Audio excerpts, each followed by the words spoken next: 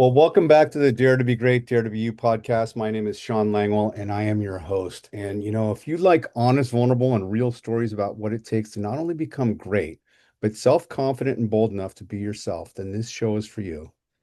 Each of my guests started out as ordinary people like you and me, but have accomplished extraordinary things in their lives to be considered great, masters, or experts at what they have been called to do.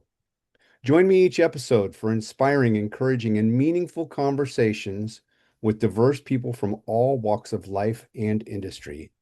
Leaders and brave individuals who offer unique insights into the fields of arts, entertainment, business, finance, technology, healthcare, sports, psychology, recovery, self-improvement, personal growth, and so much more. Whether you are in the same fields as my guests or not, I guarantee you will walk away from each episode feeling better about yourself and inspired to take the next bold step toward your own goals and aspirations. Your life will improve if you dare to be great and dare to be you. Folks, we have a very special treat today, a local author who's also a ghostwriter who we're going to get into the story, but today, my guest is Samantha Rose, who wrote a book and many other books called Giving Up the Ghost. We're going to get into that and the impetus behind writing that book after being a ghostwriter and what that was like. But here's what her official bio says about the author. Samantha Rose is an Emmy Award-winning television writer, author, ghostwriter who collaborates with celebrities, experts, entrepreneurs, and industry leaders. I think you qualify for the show. Industry leaders who represent a wide category of titles, including some that have been selected as Reese's Book Club and Target Bookmark picks, and featured in the Wall Street Journal, Time, and Harper's Bazaar. She is the principal of Yellow Sky Media, a boutique editorial agency in Petaluma, California, where she lives with her son. Welcome, Samantha. Thank you for having me. What a lovely introduction. Oh, well, it's off your little sell sheet here, and Vicky over at Sibylline Press and whoever's doing their PR did a really nice job on this. I'm gonna have to take some notes because they're for those who've never written a book, who are still thinking about writing a book. We're going to talk a little bit about book writing, but we're also going to talk about some things that are a little bit deeper today because that's what this show is all about. And let's just dive in. We have a few questions that we're going to get to, but I want to start with the headline, which is Giving Up the Ghost. Can you, in your own words, tell the listening audience and the viewing audience what the impetus was and set the story up? It's on your sheet here, but I want to hear it from you. I don't want to read that.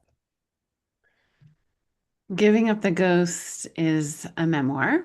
It's my memoir I wrote almost a year or so ago. It chronicles the first year after losing my mother, Susan Swartz, who was a local columnist, author, very public facing personality here in Sonoma County. Some of your listeners may remember her. And she died by suicide in the spring of 2020, about, I think it was just 2 weeks or so before pandemic lockdown. So I started writing really as a way to try to understand what happened, really just writing for myself as a way to untangle a lot of the complicated feelings left behind and a lot of the questions left behind with a death like this. And I wasn't setting out to write a book, but because I've been ghostwriting and writing other people's books for almost 20 years now, it just happened. That's what I do. It's how I process, it's how I figure things out and think through things. So my journaling became something more, the more I wrote. And the book takes a bit of a turn in the second part where I start having vivid dreams about my mom. And I am someone who dreams every night, and I often remember my dreams. And she came forward in a dream, and it was just so remarkably authentic to her in the sense that I thought this was more than just me, my mind drifting and making something up. It felt more like a visitation. And so I started transferring those dreams onto the page as well. And at some point, and they became dialogues. They became these dream dialogues between she and I. And I thought, we used to speak every day in person, either in person or on the phone. She always had very interesting things to say. She was such a talky person. And I thought, why not give her a voice in her own death? And also, we had a lot of stuff to talk about. So that becomes part of the story as well. And that really happened. And again, I did not set out to write that story or that even that turn in the story, but that's the one that showed up on my doorstep. And so that's the one I wrote.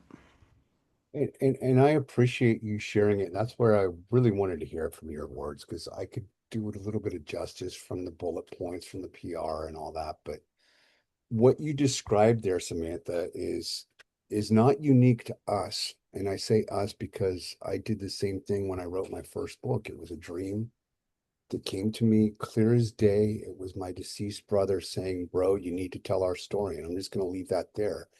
But what became of it is as moving through, and this is kind of where I want to have a real conversation with you because there are a lot of people out there with a story to tell, and you actually actively help people in bringing that story out. You're working with celebrities. So the couch of this episode is kind of digging under and how you trusted that process, even if you didn't know exactly what it is.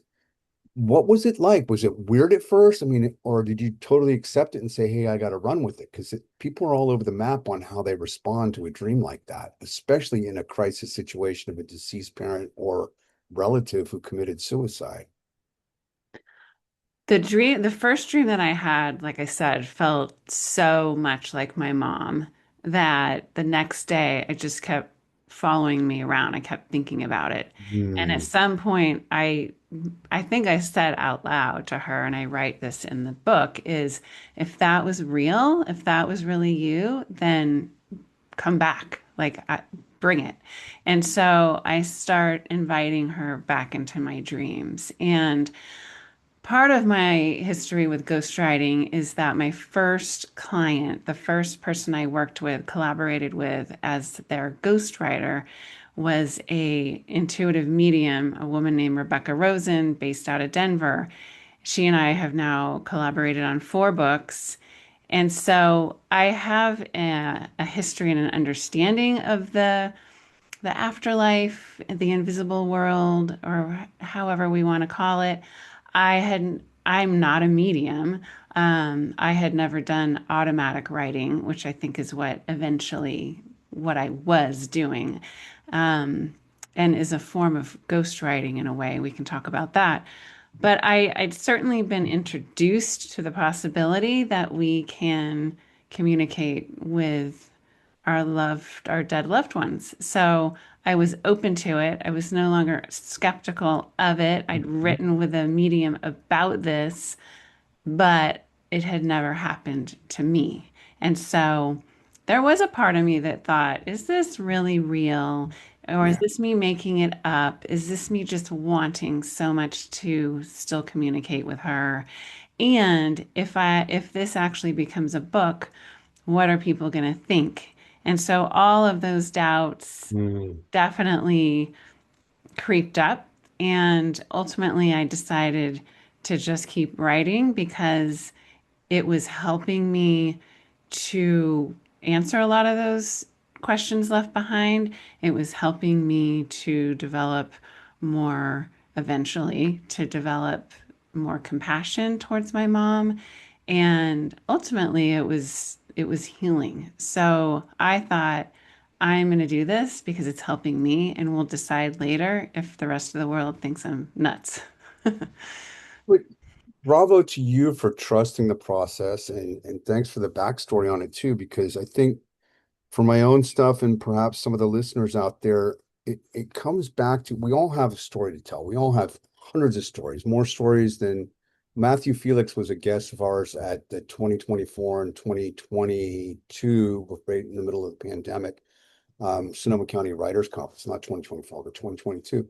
And he talked about this whole concept of don't worry about what other people think so much. Tell the story that you really have in your gut that you use the word automatic, which I hadn't heard before. I liken it to a download. I'm a spiritual guy, so it's a download from the heavens, which is really for me just the spirit within that wants to come out, and it's this synergy and connectedness, but to trust that process. And you did that, it sounds like, because you had some exposure to ghostwriting for a medium on 4 books now with Rebecca Rosen.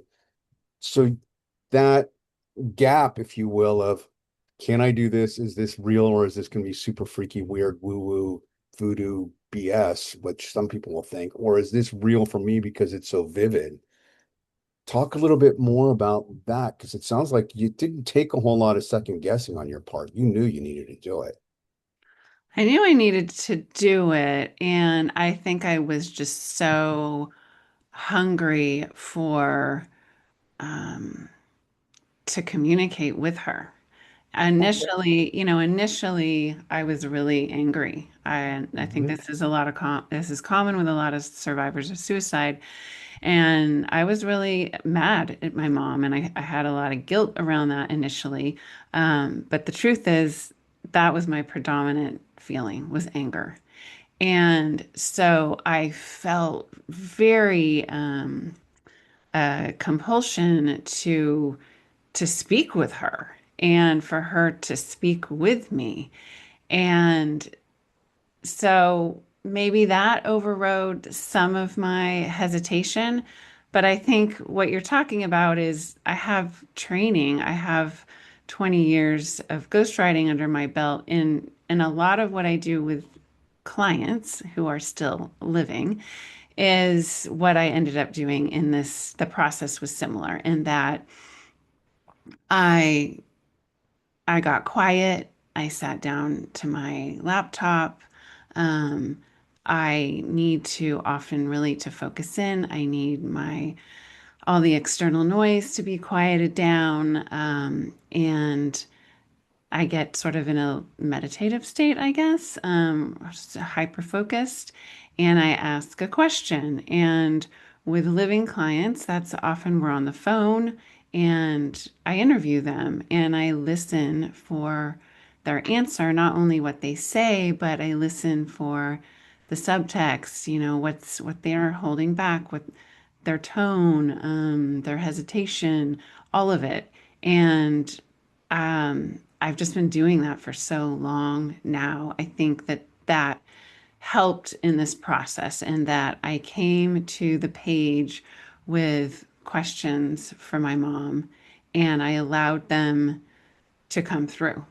And as they did, I wrote them down without editing. I just wrote them. And a lot of those conversations that ended up in the finished book are pretty close to how I wrote them initially because I didn't want to doctor them up or make them sound too pretty or Mhm. inauthentic to how I heard them.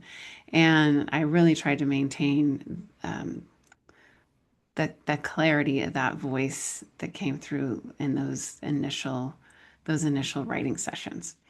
So you touched on the grief aspect, the 5 stages of grief. The first one being anger, which is where anger and shock for a lot of people.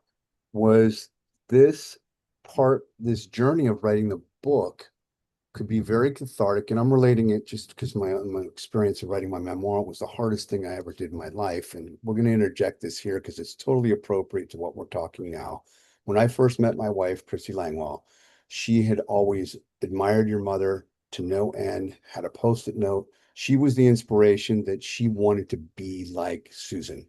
Okay. Mm. She's already told you that story, I think, in person over coffee, but the point is here is trusting that process to get there and go through to understand the dynamics so that you could heal yourself. Was that intentional in part of this work of writing the book? I didn't know where the book was going to lead. Okay. I wanted to, as I said earlier, writing for me is a way to understand my own mind. And there was so much confusion left behind with her death. And as I started writing, whether it was recalling scenes or some of these dialogue conversations between the two of us, I was aware that there was a release to some of my experience of grief. So, or some of the feelings, the different feelings, confusion, shock, you mentioned anger, heartbreak, certainly loss. Um, as I was writing, I did feel a visible lift in some Mhm. of those emotions. Not all of it and not all at once, but subtly and enough for me to notice. And I've learned since then that writing is a way to channel grief and different feelings out of our body. And that is what was happening, is it was helping me to uncoil some of this heavy emotion out of my nervous system onto the page. And so even though it was very difficult, I mean, writing a lot of these scenes were very hard because I had to go back and revisit them in such detail. I felt better after. And so I started to understand that this was helping me. And again, was it going to make sense to other people? Was it eventually going to become a published book? I wasn't sure who was going to read it. What would they think? I didn't know. But for me and my relationship with her, it felt absolutely essential to the process of going through deep grief. That's, thank you for that. And I'm going to ask one more question. We're going to use what you just said there to kind of segue and turn outward facing towards some of your clients and some of the people listening here. In that process, and just going back to relating to what I had to deal with, and it was painful. I mean, there's some serious, painful memories of dealing with a recovery memoir and a journey of abandonment with, it's not suicide, but my dad took off when I was 12. So some of those the emotions there as a young preteen stuck with me, and they literally, I allowed them to destroy my life. But in writing about this in the vivid detail and reliving the emotions and the scenes and the good and the bad and the ugly and the indifferent, I had to relive. It's almost like a movie where it brings you back into the space of being there, even though you're not, and trying to find, not manipulate a different outcome, but finding my way through. And the end result was a certain level of catharsism that is indescribable. It's not a a flash of light, but there was a different level of understanding and acceptance that I got to over time. It's, that book's 10 years old now, but it's taken me another 10 years of processing and going, why is this shit still coming up? So let's segue that journey with you writing this book and processing it to, first and foremost, some of the clients. You don't have to name drop, you have some names there, but how do you do this still as a ghostwriter, like you already alluded to a little bit, of dropping in and listening for the subtext of what it is that they, not just what they want to say, but how they want to say it to try and get some of the emotional threads so you have a good, consistent arc. But outside of that, what other work, and talk about the work that you're doing with helping to encourage people to do what you just did and Mhm. you're doing still for other authors who aren't there yet to tell their story. I want to touch on something you said initially, which is this aspect of um, the writing. The writing reveals a lot of times things, truths, feelings, or layers to Mhm. understanding that you didn't know were there. That's definitely what happened to me. So this story kept taking turns, and it's not a story in the sense it's not fiction. It's I wrote it as it was happening, and as it was happening, as I was writing, things came to the surface, not just about my mom and about what led to her death, but about myself. It ends up being really a story about me Hmm. and a lot about what we hide and what we withhold, the secrets that we keep, and how we show up in the world. And uh, I didn't know it was going to go that way. The writing, if you let it, and this is something I have talked about since the book came out on podcasts and other live events, people who are writing or they want to write, that if you surrender to it, Hmm. the writing will show up. It will meet you where you are, and it will show you things that were hidden. And if you're brave enough to look at them and keep going with it, it can be absolutely magical and transformative. And it sounds kind of pie in the sky, but it's true. I absolutely believe this, and because it happens every time. The writing, I think, is its own partner. It's not just Hmm. you. Of course, you're the one typing or writing. You're generating it. But I feel like there's the writing or the writer with you. It's a silent partner, and it's powerful. And that definitely happened in this story. And so I do encourage people who already write or who are thinking about writing and for whatever reason they're holding back, that if you can trust that there's a writer's voice waiting for you to meet you and hold your hand through it, um, it can take you in amazing directions. So you don't have to have the ending, and you don't have to start knowing the ending. You don't have to start knowing the middle, even, or even what's on the next page. Uh, I think just trusting the process, really. I know we say that a lot, but um, there are rewards waiting for you if you can do that. If that So makes sense. it makes total sense. And I'm going to go back. I was going to ask you to repeat it, but I didn't want to have you lose your train of thought. You said surrender to meet you where you are in the writing. And let's dig a little bit deeper there because as I'm going to pass some judgments here, but I've heard it so many times that it's the truth. By nature, most writers and authors have this inner world that still needs to come out and it expresses itself in fiction or fantasy or a whole bunch of different forms and genres. When we're writing when we're writing nonfiction in the form of memoir or short story, real narrative nonfiction, um, personal growth, which is what I do, it's a different level of honesty that often scares, and excuse my French, but scares the living shit out of most people. I'm Hmm. saying this because I also help authors with the marketing aspect. And you've got a great team there, but getting outside of that safe, comfortable bubble to be vulnerable enough to put something out there. You already talked about it at the beginning. You trust the process. You wrote down what you were hearing from these conversations with your mother verbatim, and they almost became verbatim. And that's the value of what you're talking about here, is to not sugarcoat it and try and put it into marketing speak so that it sounds great to a particular audience.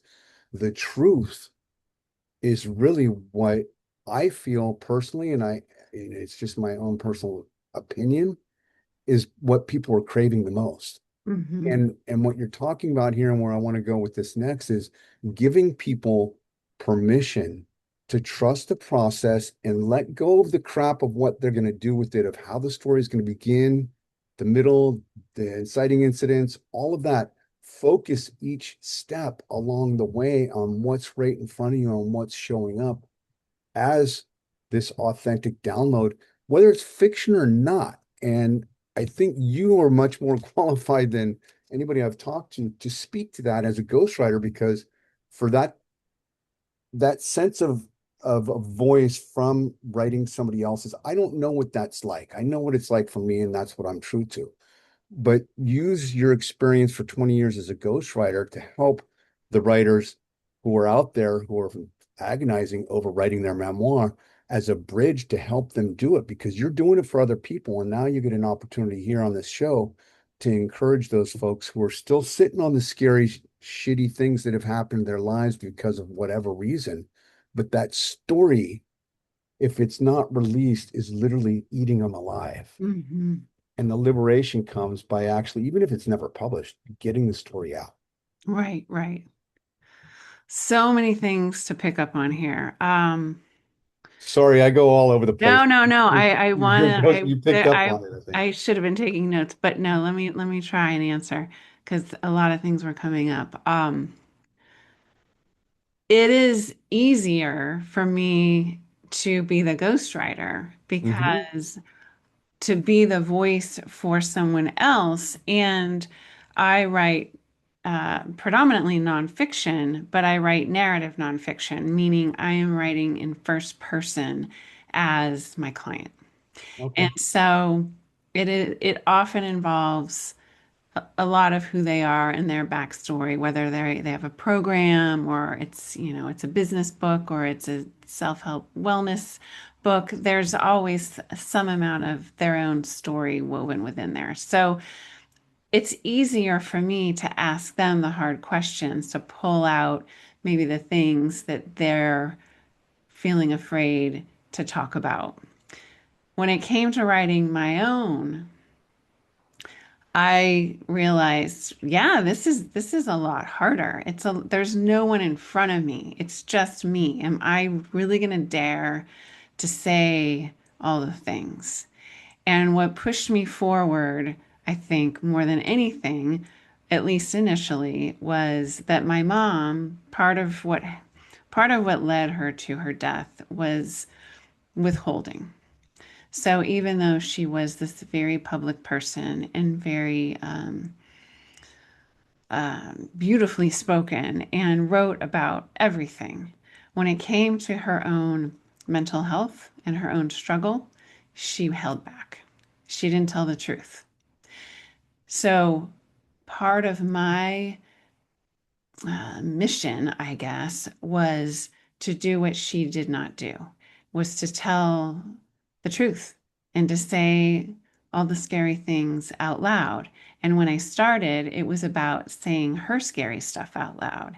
And then the further I got into the book, I realized, oh, this is also about me and the secrets I keep.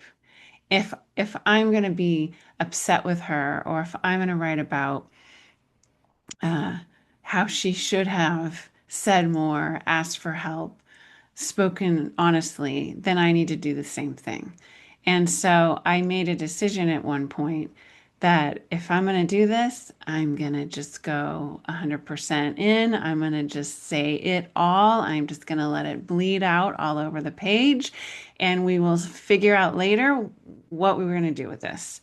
And when I talk to people about the process of writing and how this happened for me in this way, there's often I can see it. I can see it in people, and they'll ask questions, or I can see it in their faces that what you're speaking about, which is they are looking for permission. Yeah. Everyone, not everyone, many of us are seeking permission to tell our story or to tell the story of someone that we've loved or someone we've lost.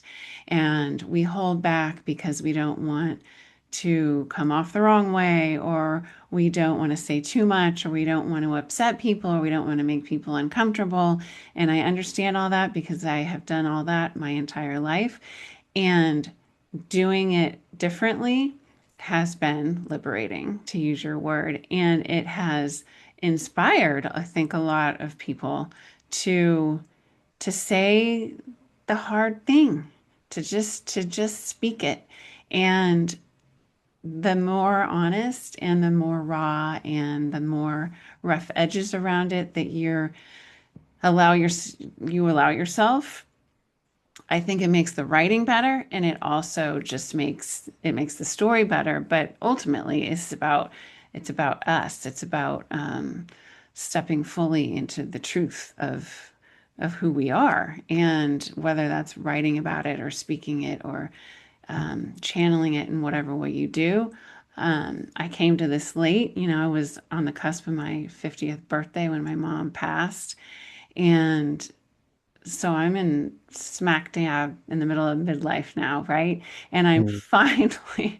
finally figuring out who I am and how to use my voice.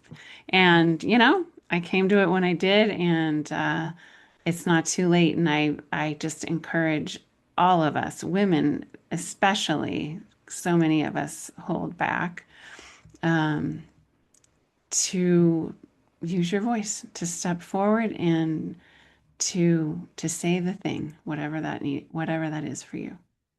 You, this is one of the things I love. I'm just going to segue for a second. One of the things I love best about doing this show, you had some notes here.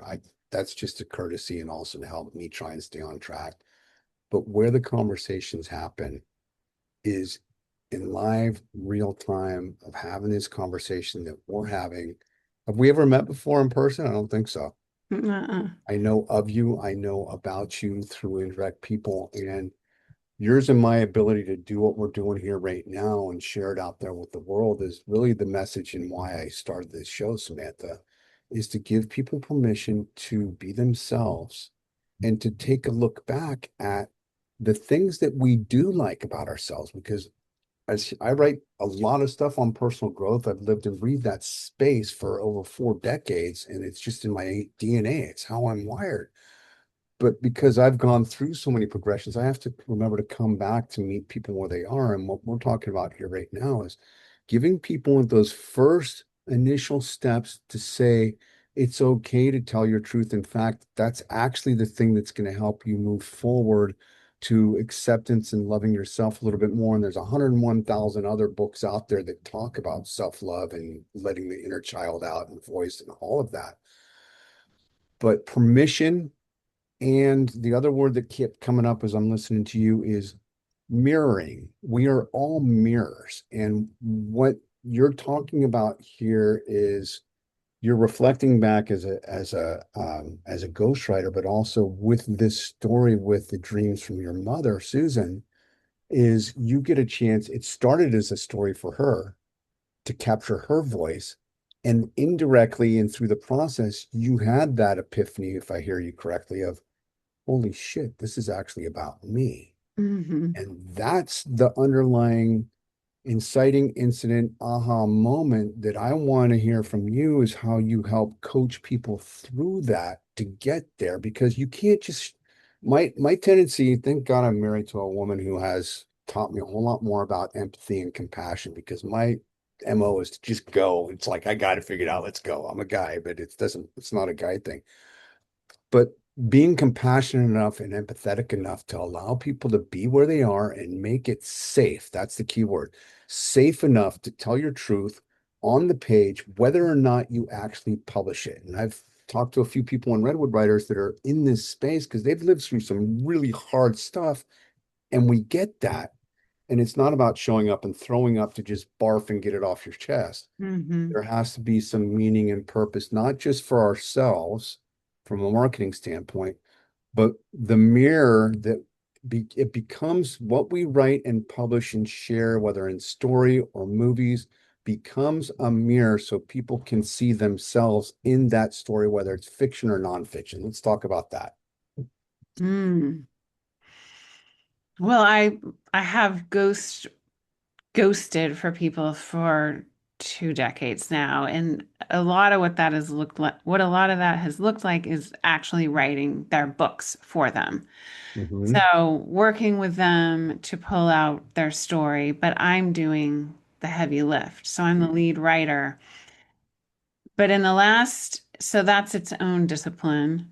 And how I work with people in that respect is really, as I mentioned earlier, talking to them and asking them to go a little deeper in places where maybe they weren't willing to go or they don't even think is interesting because they've been thinking about their own story. They've lived it. It's not it doesn't stand out to them. So I like to come in really cold and often know nothing. And that allows me to just ask a lot of questions that maybe they hadn't even thought about in a long time. Okay. Now, I also coach people in the respect that they're taking the lead on their own writing and because they like to write, or they don't want someone like me putting their grubby paws all over their story, which I totally understand. And we will have go through a similar process where I talk to them, but they'll send me pages and I'll read through them, and then we'll get on the phone or we'll meet in person, and I'll often it's I don't often, sometimes, they people want me to get in there and muck around, but a lot of times I have found that they just need a witness. They need someone else that's just going to cheerlead them and tell them it's okay to keep going and to tell them that yes, you are a writer. You are writing. And if this is important to you, you absolutely should do it and you don't need permission from anybody else. And in terms of where it ends up, we do live at a time now that most anyone can publish. You can self-publish, you can hybrid publish. There are many avenues now to turn your writing into a book if that's something that you want to do. But I often say, let's worry about that later. Just know that you can do it and it can happen. So don't worry about that. Right now, let's get it down on the page.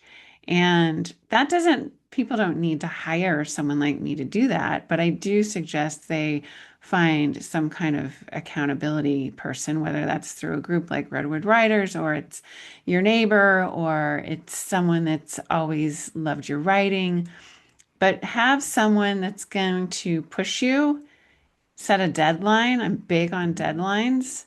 Uh, Otherwise, I mean, writing, we all say it, I write every day. I write for a living and still if I wasn't on a deadline, I could find a million other things to do. So Sure. it has to become some kind of discipline, I think, in a way. And the best way, I think, often to be disciplined with writing is that there is a person waiting to read the 3 pages that you said you're going to finish by Friday afternoon. And we all, I keep saying, I don't want to use absolutes, but yes, all of us like to have that little bit of encouragement, whether we say we need it or not, and especially the ones that are self-aggrandizing. I did it myself, and I say to that group of people, and if you're listening, yes, you know who you are. It's bullshit. Nobody ever got to the top of anything alone. It took two parents to make you, for crying out loud. Go back to the basics. Anyway, I digress. That the coaching aspect, it's surprising because I'm doing coaching as book marketing, and I'm also been coaching clients in my day job for advertising for years. Of they want to know that the decisions they're making is going to help get them to where they want to be, and there are no perfect answers. But sometimes it's not about the end result, that we're not making a promise that we can't deliver on. What they want is somebody to believe in themselves until they learn how to believe in themselves. Somebody to Mhm. believe in them until they learn how to believe in themselves. Somebody to love them until they learn how to love themselves. And that's where the empathy part comes in. And people are willing to pay for that. It's baffling if you stop and think about it, because that, like you already said at the beginning part there, it's just sit down and write, but it's easy to get distracted. It's And easy to get distracted and it's easy to to trick yourself into believing that your story isn't relevant or it's mm, important enough or it's not worthwhile or it's not good enough. And that's why I think having at least one other person that's alongside you, that's checking in and reading alongside you or giving you ideas or helping you brainstorm. I mean, it could just be like chapter titles, but that you feel that there's another person in on in it. in the process with you because writing is so solitary. I mean, I don't actually work with a lot of other people. I don't collaborate with when I was writing Giving Up the Ghost, I wasn't showing pages to a whole slew of folks until much later on. It was really just me and my mom and the Mhm. page. But at some point, I did bring in actually my grief coach, who is a through line in the book. He was the one actually to just continue to interject for me that this is important, and actually this isn't about you. I remember the day he said, "Sam, this isn't actually even about you." And I said, "What are you talking about? I am on every page of the book." It is very personal, and I'm feeling very vulnerable, and I'm feeling very Mhm. self-indulgent here. And he said, "Well, sure, it is about you, but it's not really about you anymore. It's bigger than you. It's about survival, and it's about loss, and it's about healing, and it's about all these universal truths that that so many people can relate to, and it's a message that transcends you and your little world. So kind of get over yourself." And it helped because I would get into these little rabbit holes where I thought, maybe I shouldn't keep going. Why am I doing this? And the question of answering that question of why is it important for me to tell this story?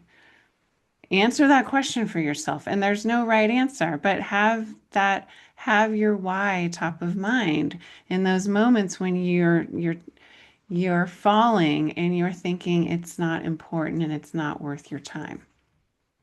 I I love that, and kudos to your grief coach for doing this and you sharing it on air here because that's the serendipity that happens on this show. It's usually near the last 5 to 10 minutes where you kind of go here, just like a good book. You go here, you kind of wade through all the stuff that's important, and then you land in this spot.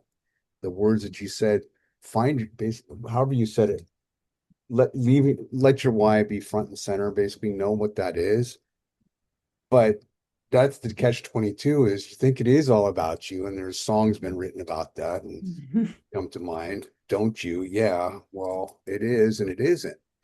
The story's about you, but the bigger picture from a holistic marketing worldview standpoint is the real why, maybe for you to get it out of yourself and put it out on the page, but the real why we individually and collectively don't know what that means to other people. The point is, Mhm. we have to trust the process. We have to be courageous enough to actually write the book, to go through the arduous task of swallowing my own pride and ego to have my first manuscript go, it's not ready yet. It's not even close to a first draft, and do it anyway, which is what Chrissy did on the first one with love. And it killed me, but it pushed me harder. The bigger picture that I want to have you speak directly to those folks that are out there that have not yet put pen to paper or started whatever it is that they want to work on.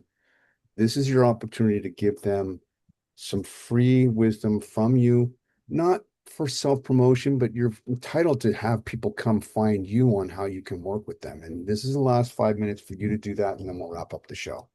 Okay. Well, before I do that, I do want to tell just a quick little story about not having any idea how my story was going to land. I I've been getting notes from people ever since the book came out. And initially, I expected to hear from people in Sonoma County, where I live and mom lived, and people who knew her or had read her or knew me or had heard of me. I expected that. But the longer the book's been out there, I start to hear from people that I never would have expected to hear from. Just last week, a woman from Montana. I don't know anyone in Montana, never been to Montana. She's a therapist in Montana. She works with veterans, many of whom have suicidal ideation, many who have attempted. They're surviving.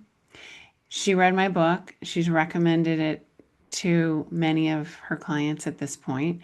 She wrote to me to thank me. And I thought, there is no way I would have could have predicted that a therapist who works with veterans in Montana was going to read my story and that some of these men, mostly men, could relate to this very personal story. And it continues to just amaze me and ground me. And I'm humbled and it's just meaningful to hear from folks like that. And if I hadn't given myself permission to just keep going, I would have never, none of that would have happened. I would have not have, I wouldn't be on the podcast right now with you. The world has opened up to me in a way that I never expected. And so that's my best advice, I think, is to just put pen to paper and don't try to predict the outcome. You can have goals, but the outcome and the ripple effect of especially what writing can do, I think just exceeds our expectations. And that's magical. That's kind of the beauty of it.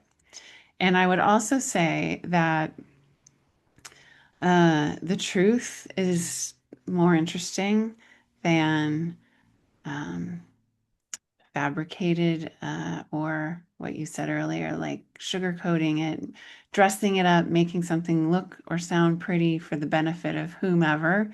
The truth is a lot more interesting, and your readers will find you. So, whatever brand of truth that is, it's not going to be for everyone. I mean, we cannot write books that are going to appeal to everyone. So, write the book that's important to you, and your readers will find you. That is, repeat that one more time because that's a good reminder to people if they hear nothing else from this. What is it? Right. Write the book that's important to you. Write the book that you need to tell, and your readers will find you. Yeah, and I appreciate that so much because that is from a coaching perspective that transcends what we can't figure out either as writers or authors or ghostwriters or anything in the creative endeavor, creative space. But it also translates into how we behave as human beings and how we interact with other people. And that's ergo why I counseled with other people on what to call this show and was kicking around a whole bunch of different words. And it's like, don't dare. Not Brene Brown daring greatly. This is just dare to be you. Dare to be great. Dare to be you. Because that courage to walk through some of the fear that you're talking about is the grand unknown. And the magic, as you say, is that's where the real excitement happens is we don't have to. And that's what it's think of our first times of going to Disney World or Disneyland or anything that was animated that was just this magical, wonderful world that we had never even thought of before.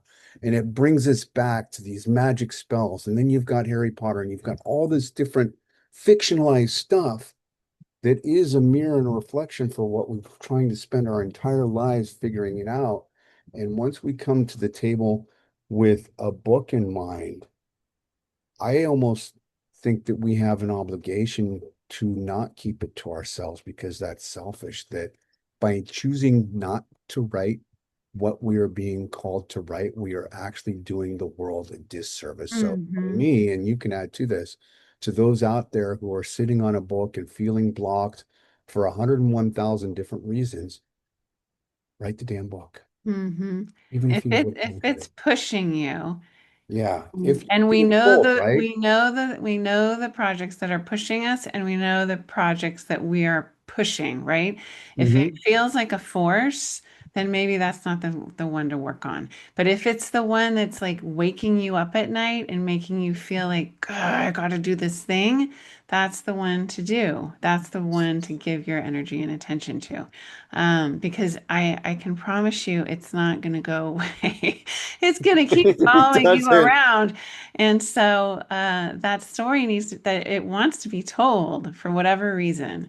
And chances are it will create it will I think books are portals to other worlds and not only can you serve the world by telling that story, but I mean, you can help entertain us and transport us to other places, and that's a service in itself. So we're not just talking about writing Yeah. heavy duty memoir, right? Or any fiction. I write memoir and nonfiction, but I read fiction. I love fiction, and I love to be swept away into worlds that weren't available until I opened the page. And so those books I think are just as important and meaningful as anything else.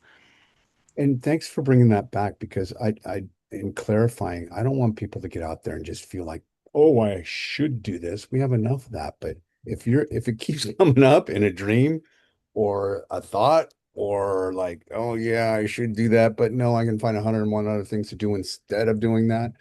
That's where we get to do this. And the other thing, and then I'm gonna have people you tell people how to get a hold of you, is the portal aspect. That's what I love. People love. We want to be swept away so we can leave our own little problems over here for a minute and experience something else. And we may see problems if it's a heavy drama, or we may just want to be entertained and have a happy rom-com or some happy movie like Pixar, Disney, or Surf's Up, or whatever it happens to be, so that we can just feel good. And Hmm. that's the beauty. The other beauty that you just touched on too is the portal. The beauty of writing, whether it's fiction or nonfiction, is the best writers allow the reader to find themselves in the story.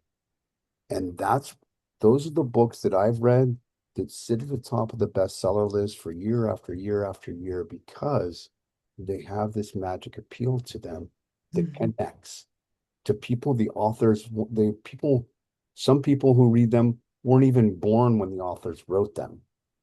That's magic. Hmm. So, last words for you, and then I'll close the show. How do people find you if they want to do some work with you or anything?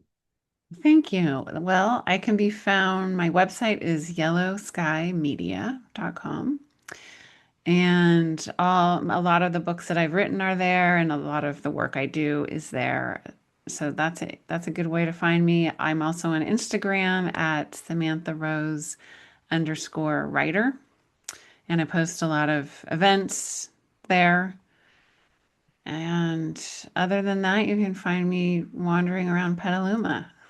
And your book, I know I've seen Giving Up the My Ghost is all my over book, Copperfields. my book is if you live locally in Sonoma County, is available at Copperfields, and if they don't have physical copies, you can order them.